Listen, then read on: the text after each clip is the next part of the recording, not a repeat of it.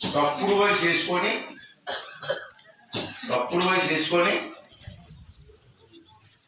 3,20,000 మందికి దొంగ పెన్షన్ తీసుకున్నారు. తప్పు కదండి.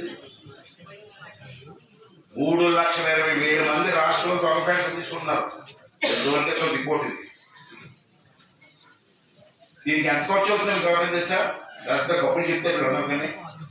మీ నాయకుడికి గవర్నమెంట్ తెలుసా? 3,20,000 ఇంటూ 4,000 వేయండి, నెలకి ఎంత అవుతుంది?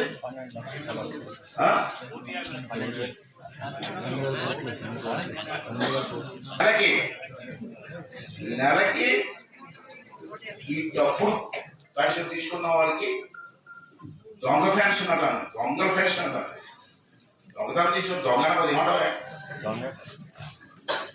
వారికి నెలకి 120 కోట్లు ఇస్తారు.